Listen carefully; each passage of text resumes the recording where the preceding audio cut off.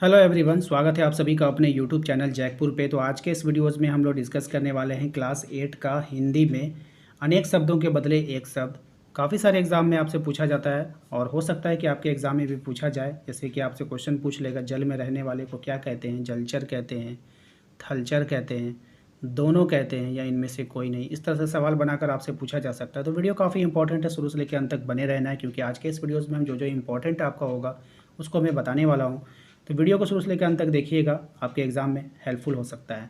ठीक है, यदि आप हमारे चैनल पर पहली बार आए तो चैनल को सब्सक्राइब करके घंटी के बेल आइकन को दबा दीजिए। बिल्कुल फ्री है, कोई पैसा खर्च नहीं होता है।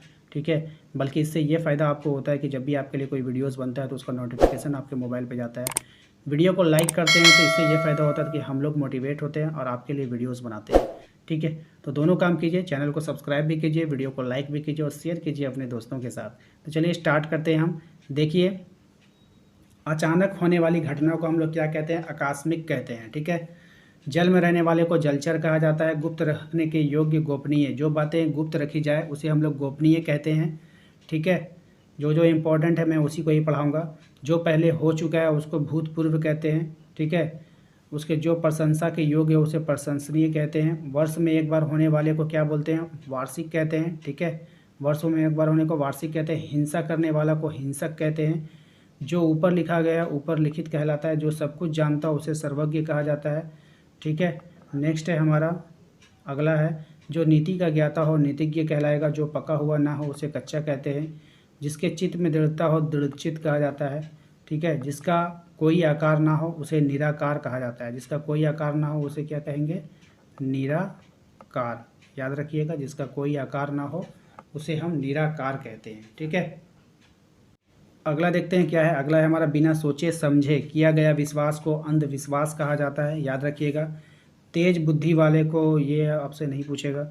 जिसका आचरण अच्छा ना हो उसे क्या कहते हैं? दुराचारी। मांस खाने वाले को मांसाहारी, साग सब्जियां खाने वाले को शाकाहारी कहते हैं। याद रखिएगा, काफ़ी इंपॉर्टेंट रहेगा आपके एग्ज़ाम के लिए।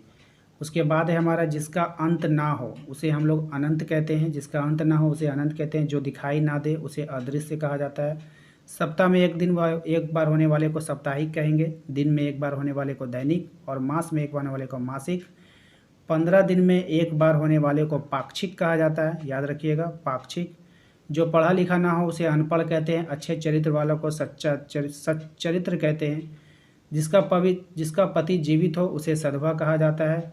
साथ पढ़ने वाले को सहपाठी कहते हैं। ठीक है, साथ काम करने वाले को सहकर्मी कहा जाता है। जो गोद लिया हुआ उसे दत्तक कहते हैं।